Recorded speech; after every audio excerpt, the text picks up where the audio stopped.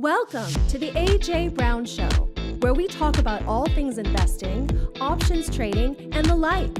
Now, here's your host, AJ, whose primary mission in life is to help you become a better investor.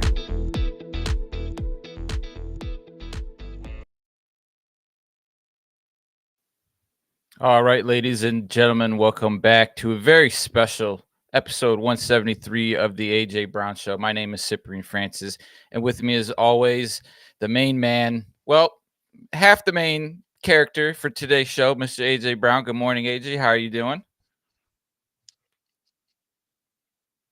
I'm doing well, Cyprian. Thanks for asking.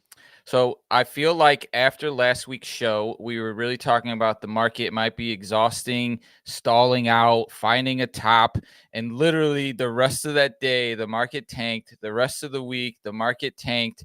You might have called the top. I feel like that's where we should begin today's show. Yeah, I always say that the bear jumps out the window while the bull climbs up the stairs. Well, I wasn't wrong this time. You're exactly right. If we look at my favorite retracement analysis, which I've got up on the screen right now, I'm going to go ahead and pull up some of my favorite drawings. Everybody likes my rainbow graphs, so let me go ahead and pull up my rainbow graphs right now, and I'll zoom into just the most recent uh, last 3 months, let's say. And sure enough, last Friday we confirmed our reversal down, and then on Tuesday we confirmed that we were in a new trend direction. You can see that with my white dotted line. That new trend direction actually started on February 3rd. The previous trend ended, and I didn't actually finish drawing it right here. It actually ended back here on February 19th, and we're into a new trend with vigor. This as of February 25th. So that was what Tuesday of last week, of this week.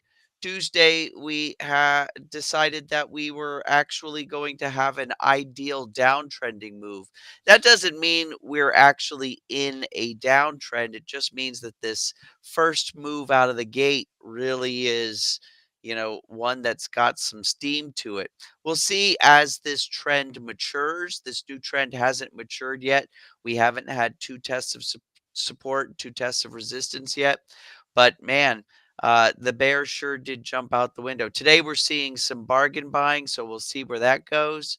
But what do you think, Sip? Well, I was just going to ask you, is there a driver behind the majority of this pullback? Or as I'm glancing over at the economic news for the week, it seems as if each one of these points is kind of enhancing this idea that we're slowing down consumer confidence, GDP, we have some inflation.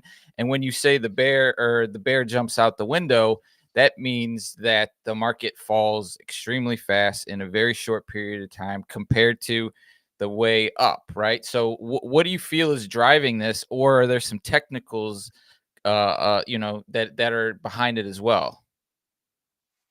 I mean, there's all sorts of things that could be happening, Sip. I do want to just point out, how we sometimes like to compare the SPX to the SPX EW. So if I pull up the SPX EW, that means we're looking at the S&P 500, where each of the 500 companies gets an equal weight, rather than having the larger, those 5 to 10 symbols that are big companies like your Nvidias, which actually got kicked in the teeth a little bit this week, your Facebooks, your Amazons, your Googles, your Microsofts, your Teslas. Um, those seem to have gotten a little bit of momentum taken out of their sales. They all were, when you look at leading indicators, completely overpriced, overbought, and money moved back into some more stable. So when I look at the equal weighting and then I overlay on top of it the S&P 500, so I'm doing that right now in front of you guys. And I'll go ahead and tweak it so that we're looking apples to apples here by looking at a bar chart over a bar chart. You kind of can see that the S&P 500 is now moving back to where the equal weighting is. Whenever we get that divergence of those bigger companies excelling ahead of rest of the 500 best stocks, I kind of, can see that there's been a lot of excitement and momentum around those high flying stocks. But every once in a while, there's got to be some reckoning. And I think that's what we're seeing this week. Yeah, I actually came across a chart that really touches on what you brought up, and this is the hedge funds cutting exposure to the Mag 7 to the lowest level in 2 years. And so that's kind of that convergence that you're talking about, where the overall that we're starting to flatten in terms of it's not being driven by these major names. Other than that, so in terms of the economic front, are we waiting for anything else? Is this idea of paused interest rates? Um, could this be a buying opportunity? Because when we look at your color charts, which are fabulous, by the way, there's a lot of green there at the bottom. So, like, at what point does the green turn back into another red or something? Like, because in theory, we could still keep going to the downside. Yeah, absolutely. So, in order to really call this a long-term trend, downtrend, as well as to call, what we've just seen a trend reversal, what we like to see in, uh, technicals is we like to see a range contraction. So we actually like to see a little bit of a reversal up, maybe to about halfway around the 6,000, 6,025 mark, and then another move back down. If we saw those two moves back to back with that little halfway reversal in the middle, I would then jump on the gravy train and call this something, a market that we needed to be trading the trend down, all of that good stuff. But as of right now, with just this one move in place, whenever we can't clearly call something an up or a down market, we default to calling it sideways choppy. And that's where, playing the selling game of options is really where things take off. Yeah, especially with this concept of the bear jumping out, or yeah, the bear jumping out the window. Like that could happen as we see very quickly, like 2 or 3 days. We're seeing very large retracement, and it looks as if you're bringing up the VIX, which is making your options selling, premium selling strategies a little bit more profitable than normal. Can you maybe explain a little bit why that might be possible?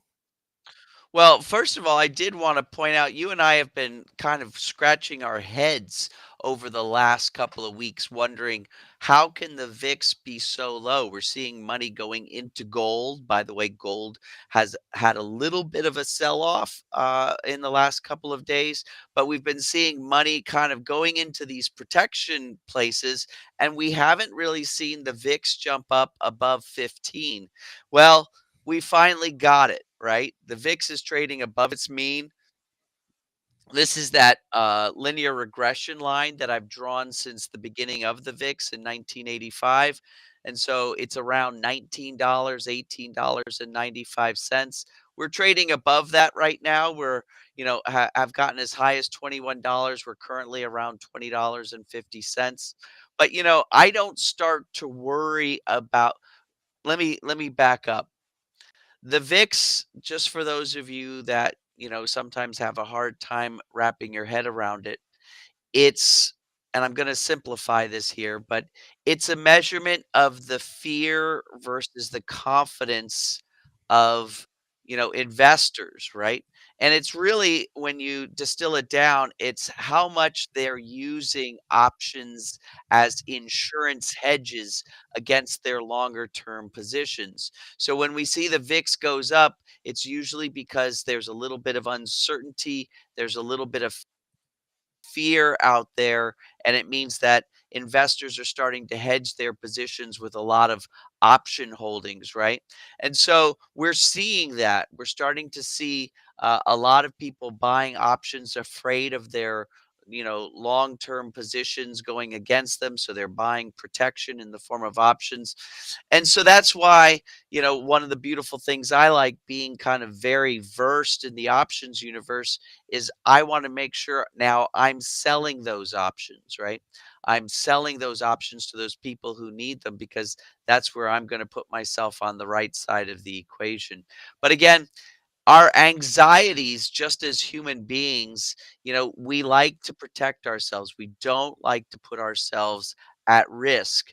And, a lot of times our anxieties are not founded. Like I said, there's no signs yet pointing to a down market. It's just a blip on the radar, possibly a transient external stochastic shock, which I, can attribute to some of the headlines coming out with all the brash, whenever there's brash changes, especially in something like the US government, of course it's going to create uncertainty in places you wouldn't even expect it to create uncertainty. And I think that's what we're seeing. So the scoop is a lot of times we can be anxious, and it turns out to be nothing. And so I'm not worried about this being something, until number one, I see that downtrend mature. And also, I wouldn't really worry about these high prices in the VIX actually playing out. I have this threshold drawn at $26. Usually, when the VIX gets above $26, that's when I start looking for, is this anxiety, driven by something bigger than just, human nature and anxiety? And is this something I need to start hedging my positions more against than my usual protective strategies? Yeah, I came across another interesting stat just to draw some more light to the pullback. Percentage off 52-week highs: gold 3%, S&P 5, Nvidia 22, Bitcoin 24, Tesla 43, MicroStrategy 56, Trump coin 83, Melania coin 94. So it's almost like people are getting out of some of the more exotic names, right? Especially on the crypto side. Crypto is definitely seeing a big pullback, You which betcha. which is Bitcoin is really, down over $10,000, Sip. well, it broke like 82 yesterday, which is, quite a substantial pullback. But maybe when you pull back the lens a little bit, it makes sense that we're finally getting some, a little bit of a pullback, because I mean, we've been chugging along to the upside for almost 2 years straight, right? You So betcha. It's been unsustainable. I'm not going to go into much more detail on the VIX, but you might remember, Sip, and maybe we'll save this for another show. You might remember that we like to do our VIX hedging trade, where we do a debit spread and a credit spread, and one offsets the cost of the other. And most of the time, our VIX hedging trade just breaks even or does a little bit better. And we put, like, a good 10% of our portfolio into this trade every time it cycles around, just as kind of a protective for the rest of our portfolio. I have to tell you that the VIX trade this time around is going to be one of those winners for us. It's going to be one of those ones that triples in its value, which is going to cause a huge jump in my portfolio overall, but also is getting set to offset any type of, potential down positions for my initial covering positions on my premium sales. So maybe we'll talk about that in a future show. But I just wanted to talk to people and make sure they remember that, that VIX trade's all powerful, and we've always got that rolling, that debit spread, credit spread type collar. yeah, and there's a couple videos on our YouTube channel of that VIX move, because we've seen it pop, and you have done some plays off of it. And the last couple of weeks, the VIX has kind of been in its little range until this past week. We really saw it move to the upside. So we need to revisit that on next week's show, possibly. this week, You we betcha. do You have a betcha. special guest. We have a special Oh, I'm guest, and so it excited it, for it this kind of special guest. it kind of came from some of the questions that we were getting from the members this week. One of them being like, some of the new members, like, "Hey AJ, I wake up in the morning, I get my cup of coffee, I sit down, and I want to start to come up with a plan. What do and so, like, what are you looking at, AJ? Are you looking at the economic calendar? Are you looking at some charts? Are you looking at what is happening at the White House today? And I think our special guest today can help shed a little bit of light on one of the useful tools to look at before the pre-market, but also a tool to take advantage of these pullbacks, right? Like, when I've always looked at futures, I've always seen it as a good way to protect while you're making, bigger plays in your portfolio. So, AJ, that's what we're going to talk about with our special guest, along with a few other things. She is a Wall Street veteran, so we're excited to get some interesting insights on her take on the markets, her approach, what she's doing with her members. So we're going to take a short break. We're going to bring on our special guest, and we're going to dig into some more trading knowledge, right? Okay, You folks, sit betcha. tight. We'll be back in a jiffy. I get it. You're afraid of trading in the markets. Guess what? I've got your answer. I've got 4 strategies I'm going to give you, along with the tools to make it super easy. I'm going right home, giving you the webinar. I need you to sign up below and meet me in a few minutes.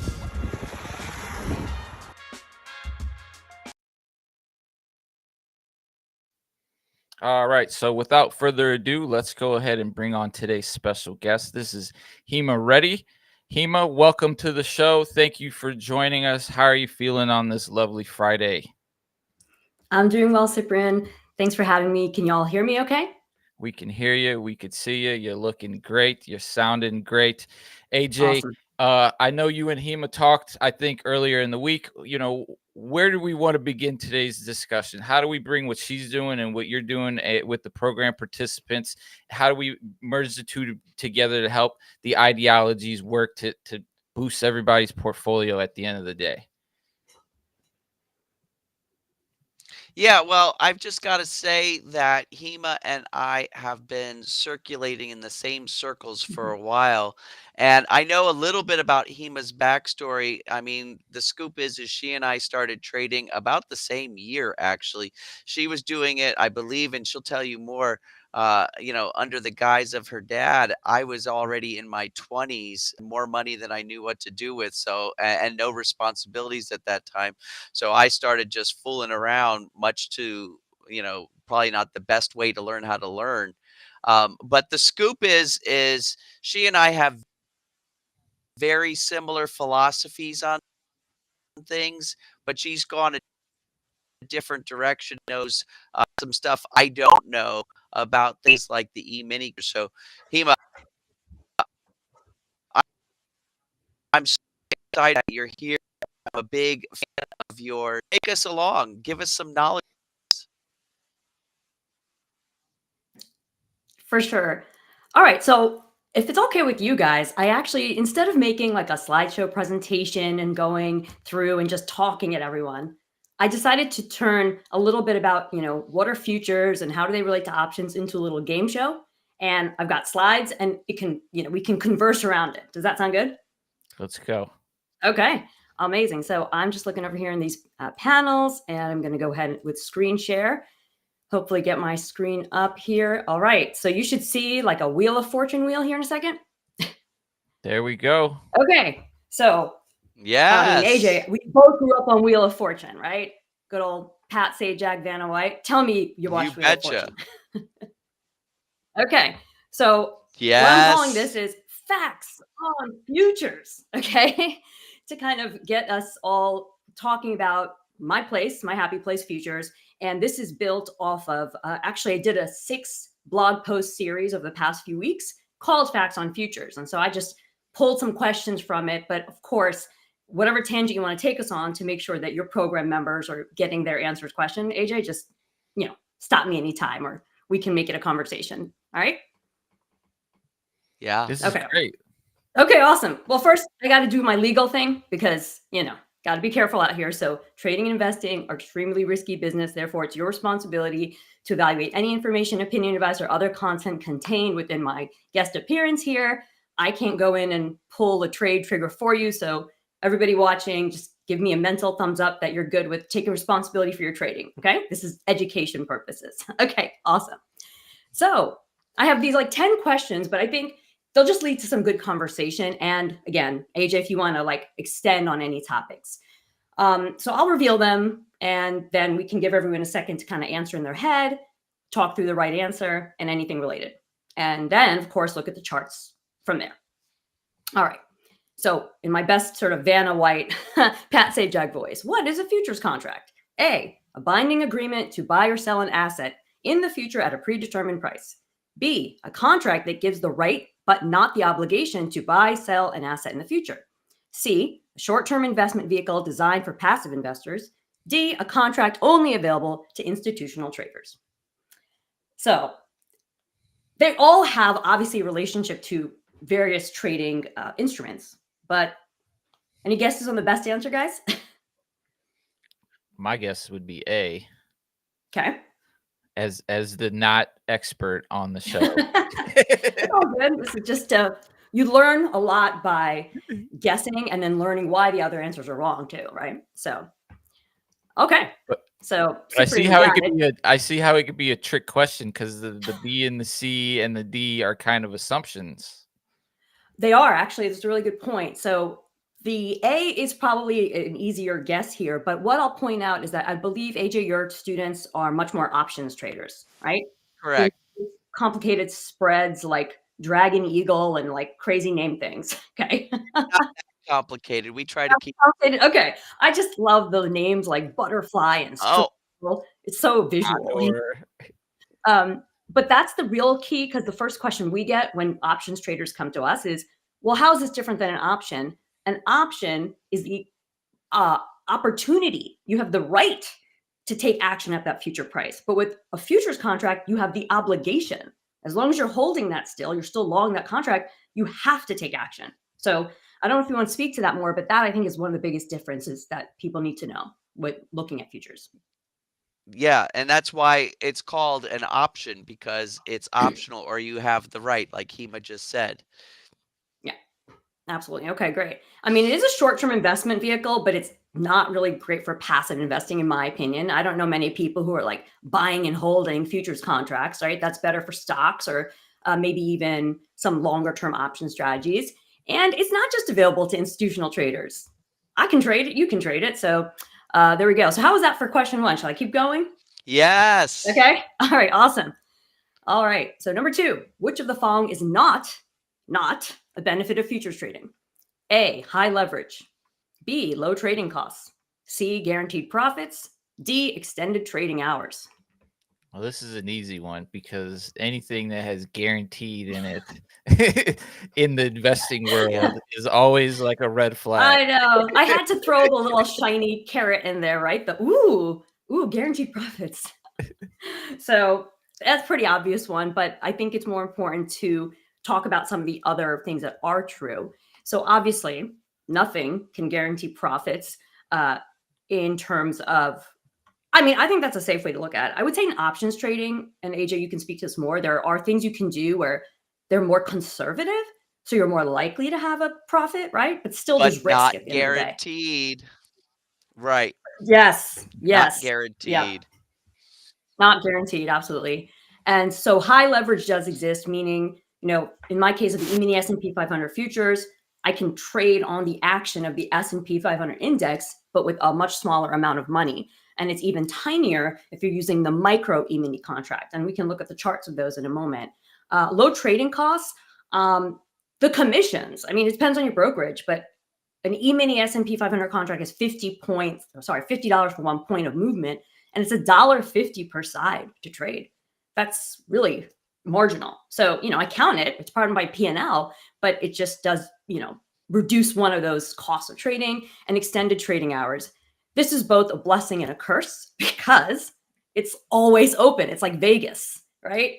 So options, I don't really know too much about this with options in terms of, can you just wake up in the middle of the night and do options trading? But with futures, the E-mini S&P, gosh, it opens up at 6 p.m. on Sunday and like pretty much doesn't sleep until Friday at 5 p.m.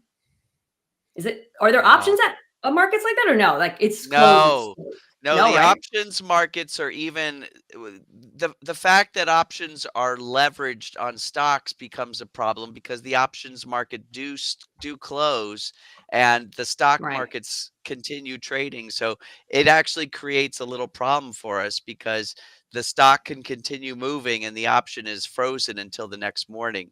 But yes, that's I've noticed that about the futures. The only way the way that I use the futures is to kind of get a glimpse at what might be happening the next day on the market. So I'm so excited for you to tell us more. Okay, for sure. All right, I'll keep going here. I'll see how much time I have, and then we may jump to the charts instead of getting through all the questions. But all right, I mean, this is amazing. This is really this is what I fun. like. Okay, so anybody watching Yeah.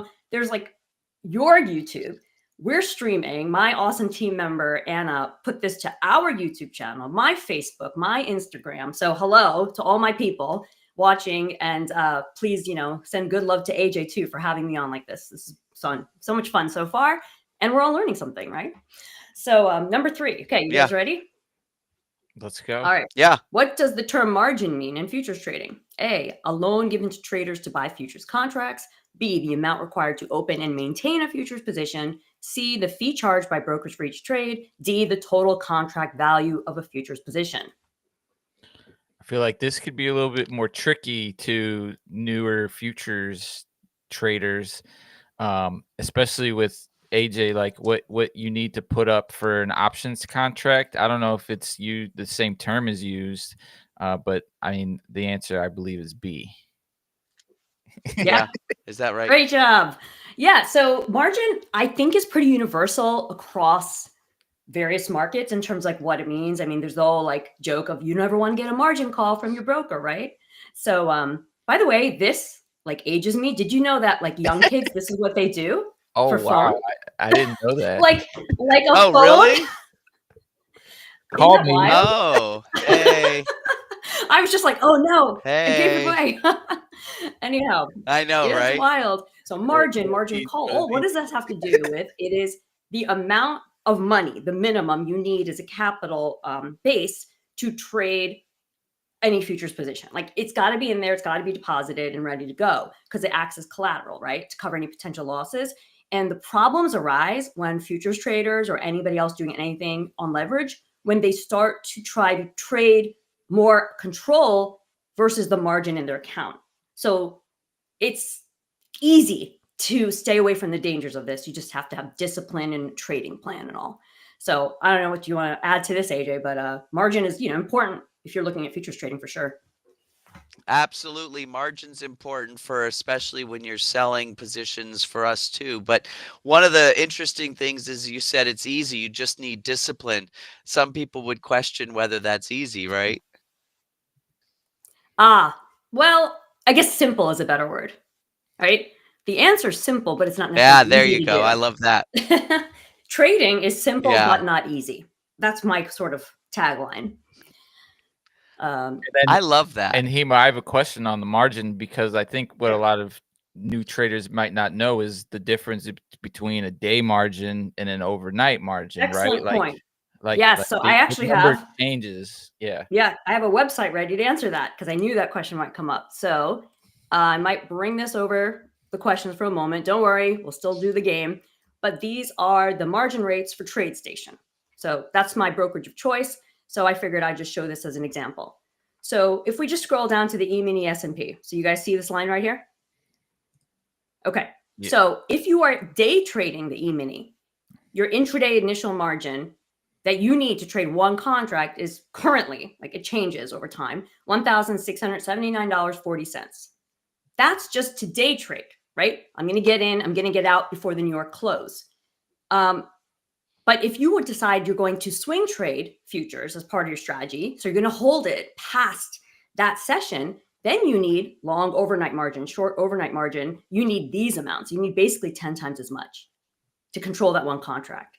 Does that answer your question, Cyprian? Wow. It does. And Okay. I guess my follow-up would be, why is it more during one versus the other? It's that obligation, isn't it? Versus, in options, the right. Well, I think, listen, this is just my guess, but I think the CME, Chicago Mercantile Exchange, that hosts the ES and many other futures, they want us to trade heavily during the day, and they want that action, right? They want the commission share and all that. But they know that, especially amateur traders, again, this is my hypothesis, if they start to overnight and swing trade futures, that gets a lot tougher, because then you have to deal with everything going on that then shows up in that futures price while you're sleeping, because it moves a lot more than the average stock. So my theory is that this is a little bit of a business decision, like make it easier and make it more accessible to day trade, but make it a little harder and require more financial responsibility to overnight trade. Complete conjecture, but that's my answer to start. And it feels like the trading world is becoming more and more 24 hours as we've globalized and the tools have become easier. So, I'm curious. It's interesting to see that, but I could also see it changing in the future as we become more of a 24-hour Sure. trading world, which, AJ, we talk about sometimes that you wait till the session is over because that's when the smart money moves, but that seems to be changing recently. Right. Yeah. Okay, margin. Okay. What do we got next? Anything from you, AJ? No, I'm good. Okay. So, all right. Now I see questions coming in, but shall I address them, or do you want me to wait and we'll cut to them later? Well, is margin like a We'll loan? cut to them later. We'll cut to them later? Okay. Sounds good. So, number 4, which of these assets are commonly traded as futures contracts? This should be pretty easy. A, gold. B, crude oil. C, S&P 500 index. D, all of the above. That will be all of the above. Which is why they're an attractive asset to keep in your portfolio, because you do have, the ability to switch in, industries essentially. Yeah, I mean, the thing is about futures is that, and this comes up in the later question, we'll give a little early hint. One of the main reasons they're traded by the institutions is to hedge. So like a cereal company is going to have to buy a lot of wheat to make whatever, right? And they're trying to protect against pricing in case there's any agricultural dramatic issues that suddenly would make the price of wheat skyrocket, like, I don't know, a drought or something. This is where this came from commodities, And then if you think about it in stocks and everything else, there's just so much activity now that this just provides another way to be able to take advantage of the action. There are Forex futures. There are even crypto futures now, I think, probably on the horizon. There's definitely interest rate futures, right? Like the bond market income, fixed income arena. So I got distracted by something pop up on my screen, but I think what I was trying to say is I personally don't think a person should try to trade a bunch of different futures, get good at one. But it's like you can choose from so many arenas. You don't have to only trade the E-mini S&P. That's my sense there.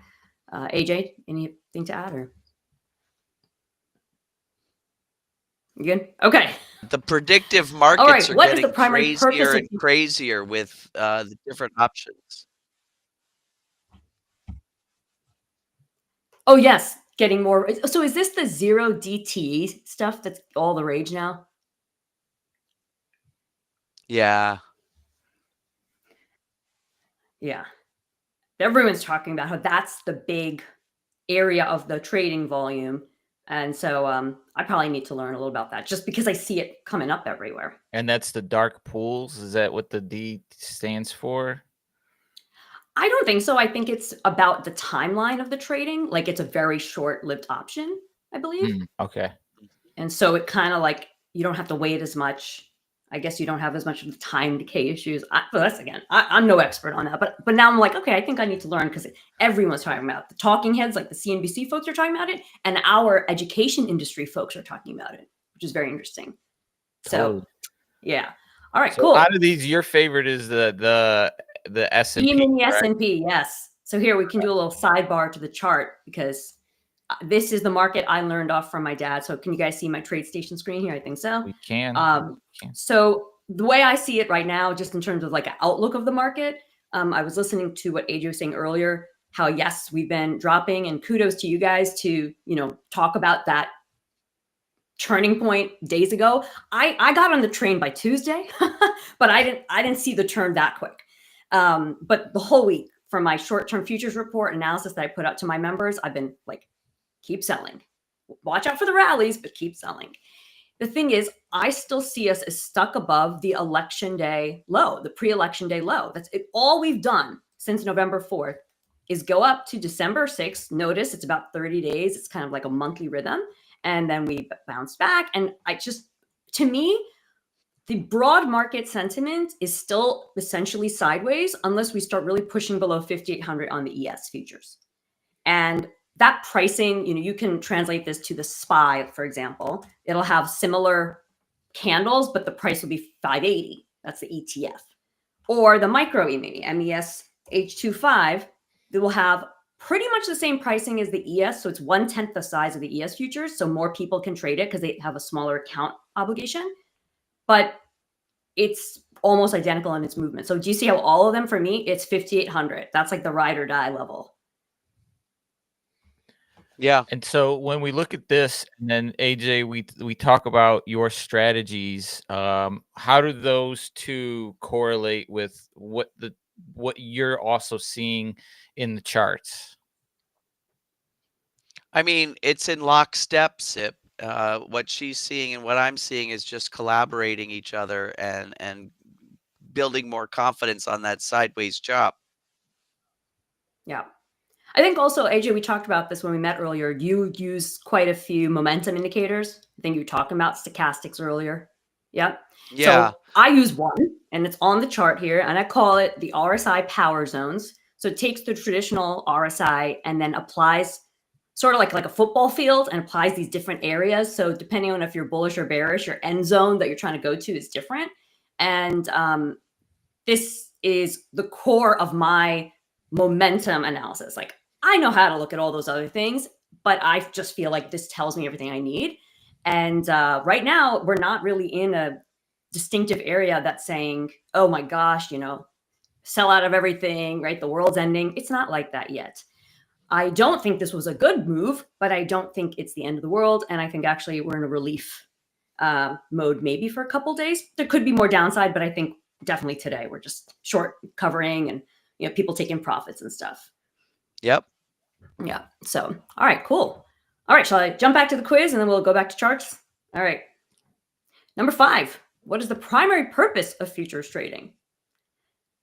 Gambling on market movements, hedging risk or speculating on price changes, ensuring guaranteed returns on investments, a way to trade stocks more efficiently. That's going to be B. Okay. So I like these I put this into a little AI thing. Like I took my blog post and I was like, help me write some multiple choice questions because it's just faster with AI. And I thought it was really funny how they really want the AI guys, wants all of you listening to not think of guaranteed returns. They kept giving me that as an answer. And I think it's just about, making sure people don't think anything is like the holy grail. Nothing is, right? Options aren't, futures aren't, stocks aren't, currencies aren't. You still have to know what you're doing. But yeah, B, like I was talking about with serial example, hedging risk is very big. That's the institutional activity. But us, quote unquote, little guys, speculating on the price changes, there's a lot of opportunity there because of the movement. I mean, I don't know if you've seen this, AJ, in like options related action, but since COVID, and especially since I would say the beginning of 2024, like honestly, after the Israel-Palestine conflict started in October 2023, the markets just move so much faster and it hasn't stopped. Yeah, I think there's a lot of money that has flowed into the markets that hasn't been there before, kind of unexperienced money, and it's become much more of a whipsaw on a day-to-day basis. Okay. Because I didn't know if it was just futures, because I literally had to So I have always been trading like a 3-minute chart. So that's what I use to make my decisions. So this is a daily, fine, but I'll change it to 3-minute. So from a day trading perspective, which I know is a little different for your students, there's already all of this action that's happened just since today's open, right? And I actually put in my report, look, I think we're going to open and go lower first, but I don't think the downside target is really far away. I just was kind of expecting the initial last push to the downside. And then now we're getting that rebound. But with this pace of action, I have had to incorporate, and I'll have it in a separate chart here, the 15-second time frame. Now, Wow. it is wild, but once I got a handle on it, it's like a wild horse. Once you get it, tamed, you're good. Oops. So look at this. It's the same candles, it's the same everything, but you have a new bar every 15 seconds. But isn't it beautiful? It looks just like any other chart. That's what I think is so cool about technical analysis. It's all fractal, right? It's all the same no matter what time frame you're on, at least for futures. Until there's Absolutely. a true social Absolutely. tweet that comes out of nowhere and you're like, oh my God, here we go. Something's hitting the market and it's going against our charting patterns. And as an active trader, you got to, keep that in mind that's what could happen, especially lately. We talked about that plenty of times, right, AJ? Like out of nowhere, something hits the news and it changes everything that we've been seeing on the charts. Yeah. You betcha. All right. Yeah, and yeah, Go sure. ahead. One thing I do that I want to give you your listeners a tip is if you decide to start observing intraday charts for any reason, you're just curious, you're trying to incorporate this into your strategy, check what the data is for the day, the big market moving data, right? The economic reports, Fed speak, political commentary that's scheduled, and put it on your chart. Like I'll be on this 15-second chart, but if there's going to be data, let's say there was something coming up at 11:45, I would have a line to visually remind me, be careful. Probably don't put a new trade on here, but if I'm in an existing one, tighten up my stops. That's been really helpful in the fast pace. So I just wanted to add that. All right, cool. So Now let me. I have 5 more questions, but I don't need to do all of them. Your date. Right.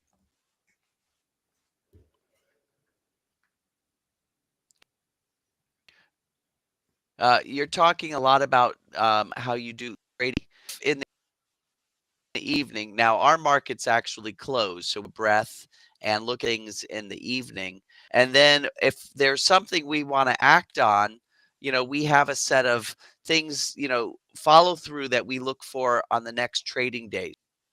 So we'll come in at a certain time and we'll for 5 or 6 really straightforward. We'll make our trade or we won't make our trade and then we'll be back out. When you say day trading, you're not actually sitting in front of the computer the whole day, are you? Oh, no, absolutely not. So that's a great question. So I'll just use the chart to kind of illustrate what it would look like if I just go back to that 3-minute chart. The way I teach my students is, look, it's like being an athlete. You can't just show up on the field. You have to prepare, right? You have to warm up. You have to cool down. However, I mean, let's just say, by 10 p.m., okay, or whatever this is, let's say 2,200 hours, I'm in bed. So I'm not looking at anything between this purple line and this 7 a.m. line. So all of this is irrelevant to me. So I come in here and I start to look at what's going on in the market. I start looking by 8 a.m. Eastern. So let's call it around here. And especially if we're coming into data, I start looking at it a little bit earlier, maybe 7:30 Eastern. Okay. So if you're day trading, you can't just show up at 9:30 and be ready. Like you need to know what is going on before you get into it. So if we're going to clock the time, it takes 7:38 Eastern to come in, set up my game plan. What do I think is going to happen and how will I react? Of course, I have my trade setups, but like, what's my analysis, right? What's my opinion? Then I go have breakfast, stretch a little, and then I'm back at the desk by 8:45 Eastern. So I have a little break. I come back by 8:45. I would have naturally been done by the time your podcast starts. 11 Eastern is the latest I stick around. I regularly, and I show my students how trading ES futures and trading 1 or 2 contracts, you can make $500 to $1,000 in 30 minutes or less consistently at the open. Because, you don't have to put the trade on right at 9:30 Eastern. But if you're there and you're ready, the opportunities usually show up by then. And by 10:15, you can be out. And then I go do fun things like this, or, go to the gym or whatever else.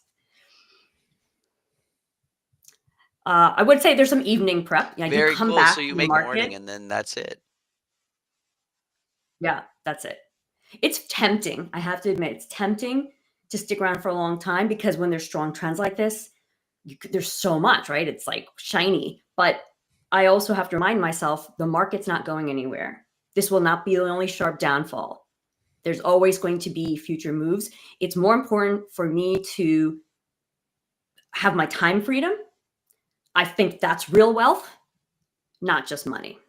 I mean, it's a hard pill to swallow for some people. They want to sit there for 6 hours and take advantage of everything, but that's very exhausting mentally. So Yeah. that's my take Yeah. now. I know. I love it. I love it. There's a lot of parallels between, our two ways of doing things, but then there's a little bit different. But it's neat because, you do your analysis in the morning, we do our analysis in the evening, but we both only trade for a few minutes during the day. So I really, there's some really cool parallels, and it's just a different way of looking at things. What do you think, Seb? Well, I was just gonna, maybe try and let the viewers know where they could learn more about Hima and your Yeah. program and things like that. I know that you mentioned you had a couple more slides. Yeah. Is it more of what we've been touching on? Because I think we may have, kind of educated the folks on what futures are. Sure. Then we And they can seem to. leave the rest of the questions aside, and I can take a second and show you where they can learn more from me. And then I'm happy, if that's part of your plan, to stick around and just take requests or look at markets with you, AJ, and just talk about what's going on. For Okay. sure. And Yeah, let's do it. I mean, I had your website up. Is that the best place for Actually, no, people we who have a special site for you all. So let me go. I Oh, stopped the screen nice. share. Oh, yeah, no, it's something special. So let me get to that. Okay. And I'll share. So first, like any good game show host, got to say thanks for playing. Hope you learned something. This is my winning RSI playbook. This is my introductory level to the way I use momentum. And normally on my website, this is $14, but you guys can get it for free. Download the ebook. So you can just go to himareddy.com/AJ Brown. So if you all have like show notes or anything, you're welcome to put that link in there. We'll keep that up to leading to this ebook sign up for a bit, sort of however long your show recording lasts. But yeah, happy to do that for your listeners. And anyone who's in my group who's listening in, if you lost track of your ebook, you want it again, you can join again, no problem. But yeah, that's what I got for you guys today. There's more education opportunities that will present themselves from it, but this alone will show you exactly why I'm doing what I'm doing with this indicator down here, so you understand it. I absolutely love that. I'm a big fan of the RSI, so I'm excited myself to go read your book and see how you're doing the super RSI and breaking things down with those different zones. Oh, yeah. It's really kind of helps because the original RSI was invented, I think, in 1978 or 79 by Wells Wilder. And then so many people have extrapolated other versions. But the one thing is, it was designed to help during trading ranges and sideways action. But not a lot of modern teachers tell people that. Everyone just thinks, well, it turns up, I buy. It turns down, I sell. No. So these zones help turn it into an indicator that you can use in trending environments, not just sideways action. Very cool. Awesome.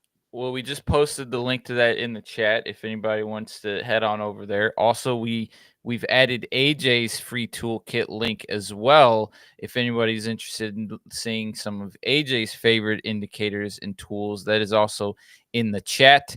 Hima, we will keep you around. AJ, we do have about 10 minutes to run through the speed round. Now, these are equity plays. So Hima, you just let us know, hop in when you you agree, you see some correlation. Otherwise, these are, just some of the names that our viewers are running through. So AJ, let's go ahead and get your screen up here. We'll start with the name that we covered last week, a name that has been in the news. And this is David from Denver, Colorado, interested in Walmart, which got smacked pretty hard. Mm. How can we recover? Well, actually, when I looked at Walmart, if you remember from last week, I knew that it was going to get kind of brought back down from where it had popped up to. And I was looking for a bottom. And I'm actually one of those bargain buyers right now. Whether I'm buying it as stock or whether I'm using a substitute option, using our options lookup tool to find something that's far out in time and deep in the money in order to find a substitute for that. I'm setting myself up on Walmart, David, in order to sell premium in the future. So, you need to have an initial covering position in place, and then you'll be able to sell premium to those people who want to hedge. And so that's kind of how I'm thinking about Walmart. I'm seeing it as a bargain buy opportunity right now. What are you thinking? Do you have any sort of insights on the symbol Walmart? Are you able to apply your RSI indicator to that, Oh, Hima? absolutely. So while you're talking, AJ, I'm doing it, and actually um oh, cool, you're able to show my chart. Great. The RSI power zones right now are showing a setup that can give an upside target. So it's a little bit of math I would have to do, but I agree with you that I always we're in a buy zone and I give a perspective of support. So I would say while we're above that low from December, so like $90, I agree that actually my market timing tells me that by March 4th, we will have seen a short-term bottom in Walmart, and upside, I'm just going to ballpark like 115 over weeks and months, perhaps. That's what I'll say without having to do all the calculations for the sake of time. So I'm on the same page. Just And you happen know to what's be. Wasn't nice? doing it on You purpose. know what's nice? What's nice? What's nice about Hima's upside targets is that could be where we can put our collar on with options. And so you really want to go and grab a copy of Hima's ebook and really digest that, because that'll tell us, where we want to put our collar on, where we want to sell premium and buy protection. I mean, you can use her indicator in so many different ways and use her way of interpreting the indicator in so many different ways. As option traders, you guys, I think we might have just found a little pot of gold here. Totally. All right, so that's Walmart. We're feeling good about it. We'll keep an eye on it, add it to the watch list. Moving on to our second name, AJ. This is a name we've covered for many times over the 3 years that we've done the show, and this is Caroline out of Princeton, New Jersey. Wants to know what's happening with burgers. What's going on with Wendy's? We got an opportunity here. Oh, I love Wendy's. I love Wendy's because, first of all, it's at a really low price point. So that means that even folks with smaller portfolios, because we always want to evaluate how much risk we're opening ourselves up to, and then size our position accordingly in our portfolio so that not one position can take down our whole portfolio. Risk management is everything, right? And so I like Wendy's because it's really affordable. It's something that people with smaller portfolios, whether you're using the actual stock, shorting or going long, or whether you're actually using substitute options to get your initial covering position in place. Listen, I'm seeing what you're seeing in Wendy's, I think. And I love Wendy's as a company because they're always bringing in positive earnings. They're giving a nice, healthy dividend back to the investors. The investors aren't going, I love sideways, choppy symbol patterns. And so the investors, because they're getting that nice, juicy dividend, aren't really going to be pushing on the company to get asset appreciation. So it's going to stay sideways for a while. That's why it's always been in my portfolio. But right now, I'm seeing this double bottom forming on Wendy's. And, maybe about a week ago would have been our best opportunity. I see, the fast MACD gave me an end of day signal, and there were these 2 days right after during the trading sessions, February 18th, February 19th, which real optimal opportunity for me to have, gotten my covering position in place, either buy the stock or buy the substitute option. At this point, it's appreciated a little bit higher, and um, if you're in that initial covering position, I would actually be now looking for whatever signal you use to think about selling that premium. So when I'm talking about selling premium, I'm talking about selling a near term, expires in the next 3 to 5 weeks at the money option, and then taking that money and using it to subsidize a protective put option 3 to 6 months out in expiration down near your break even price. So, selling the 16 near term option and then buying maybe the $14 uh, 3 to 6 month out option, and using that little range that you've just created um, to basically let time decay work for your benefit. The fact that options are wasting assets. So I guess let me sum it up. If you got into that initial covering position a couple of weeks ago, then great. You're poised to sell premium, buy protection, and turn this into an income generating position. But if you miss that opportunity, then I would actually be turning my eyes to, you know, where's the reversal down, and should I be shorting this stock or buying a substitute put option? That's kind of where I'm seeing it. But now with kind of the supercharged power of Hima, let's see what she says. Sure. So ticker WEN. And basically, I agree that it was a few days ago that was probably the better time to take advantage of this upward move. And actually, the RSI power zones get a great defensive signal. So if you had been short at all along the way, they give a great defensive setup that my more advanced education after that ebook gets into. Like, what's the pattern? Is it offensive or defensive? How exactly you set it up, what kind of entries and stuff. That being said, I think there's still a little bit more room to get up to this $17 area. It's also based on some GAN levels. So GAN, GAN, it's kind of like Fibonacci, Elliott wave. It's my happy place I use for price action analysis. However, I'm not loving that the RSI is back in what I call the bear zone, the bear resistance zone. Like, this is where downward markets tend to get overbought and it might roll over. So the person asked the question, if you watch and it gets the underlying price gets below 15, 17, then the upside of this might have been short-lived, because overall, I believe it's a pretty weak stock. Yeah.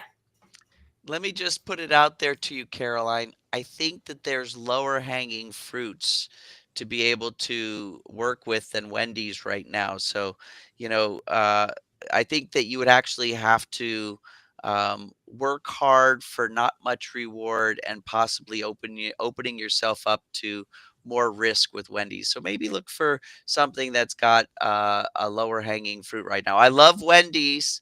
Don't get me wrong, but right now the pattern isn't telling me to trade it. Yeah, and sometimes it's okay for us to not like a certain setup or move, and we're very free with giving our opinion on that. So this one isn't as exciting as maybe some of the other names we've had in the past. All right, AJ, quickly, last name, Terry from Portland, Oregon. Do we have anything brewing in Groupon? Ticker symbol GRPN. Oh, so now this is a little bit exciting for us option traders who like sideways chop. But you already missed your top. I can see on my chart, I've got that end of day indicator followed by the follow through bar. So I would have probably, if I wanted to set up a position, I would have shorted some Groupon back on Monday. And now what I would look for, first of all, if I'm in a shorted position and it continues to kind of collapse, by the way, be aware of their earnings announcement next month. It's coming mid-month there, March 13th, after market close. But if it continues to drop down and drops down below 10, hey, I just look for the bottom on my shorted position and just trade that as a nice little quick pop. But if it kind of stops around the $10 mark, right? If I'm in my shorted position, people forget that you can then sell put premium and buy protective calls. You're trading the same sideways chop, but we're just using a different strategy because we got in at the top rather than at the bottom. So, if it stays within that range, remember, premium selling is all about range bound option trading strategies, right? Range bound. If it stays in that range, it'll be a perfect time.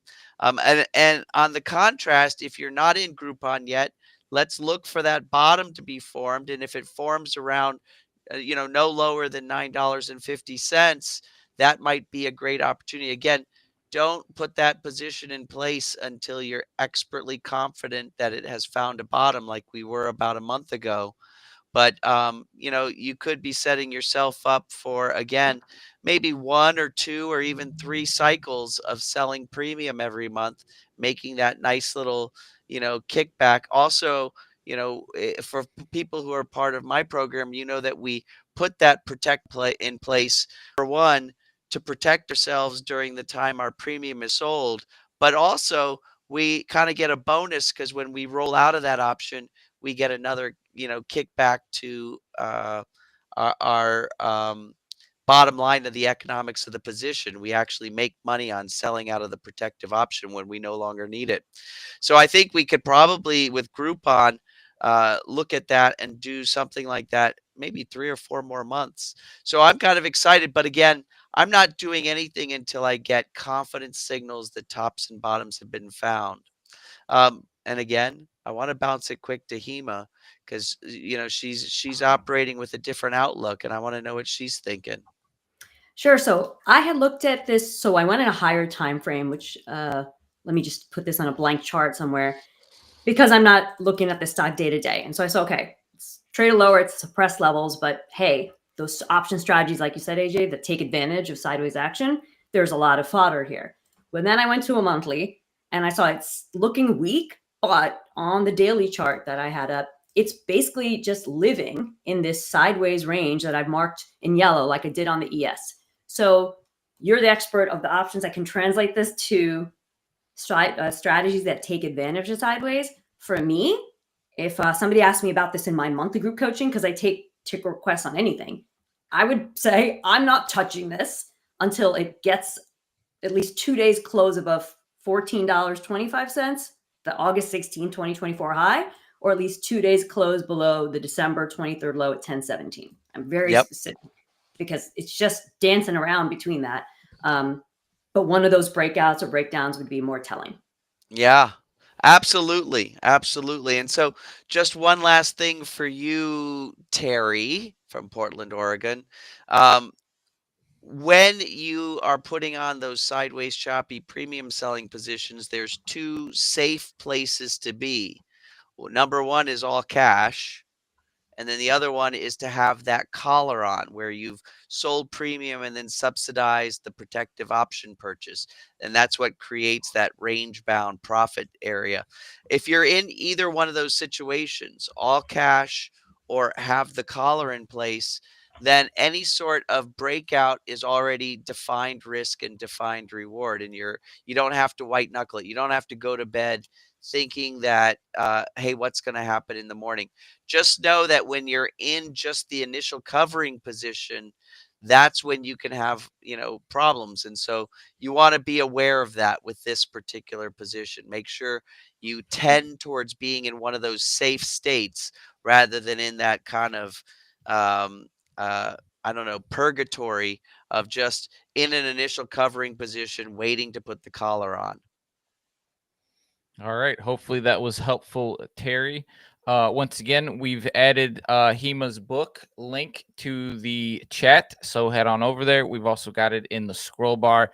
I'm excited to dig into it myself. Not really ever understood RSI. So hopefully this can answer some questions for me. And given Hima's analysis today, I like what I'm seeing. So we'll keep an eye on that. Hima, thank you very much for taking some time out of your day today on this lovely Friday to join us. And thank you to Hima's viewers for joining us as well on the AJ Brown Show. We're truly grateful. We appreciate all the insights. And if anyone has questions, comments, feedback, throw it in the chat. Send us a DM, and we'll be glad to answer any questions. All right. Well, you're very welcome. Thank you, Cyprian. Thanks, AJ. It was great to be here, and hope I provided some value and entertainment for your listeners. Awesome. Enjoy the rest of Absolutely. your We weekend. should have you on more Stay often, safe. Hima. Oh, for sure. I love it. I'll definitely be back. All right.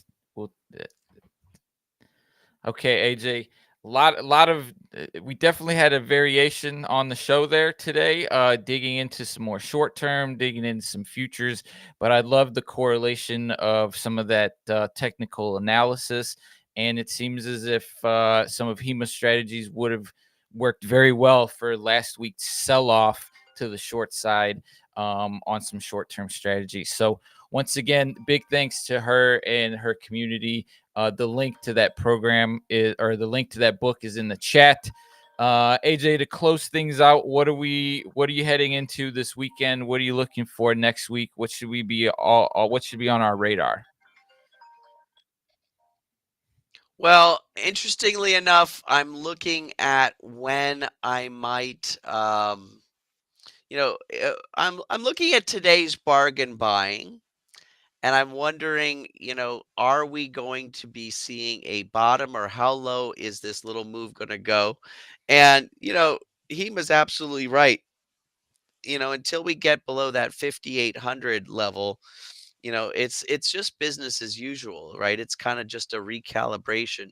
And like I've been telling my folks, um, this one move is not a reason to start selling everything you own, right? This is not a panic move. If anything, this is just reinforcing that we're going to see some sideways chop for a while, and that we have to be on point with our premium selling strategies that actually profit on that sideways chop.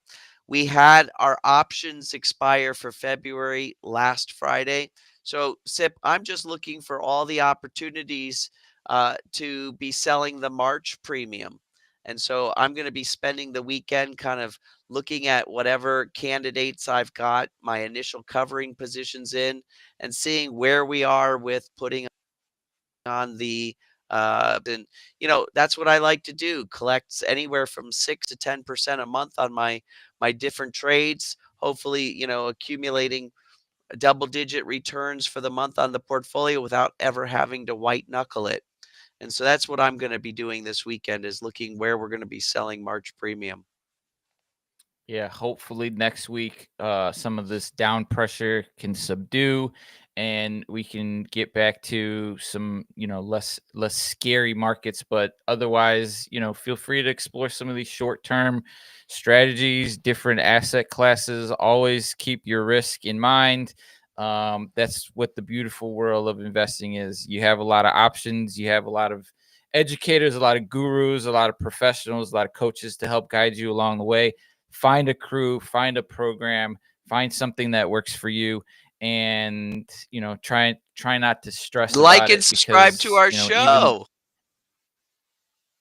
yeah, like and subscribe to the show. We got a lot of great content coming, more special guests. Big shout out to Hima for joining us today.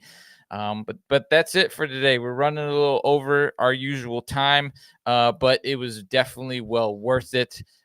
We dug into a lot of great stuff.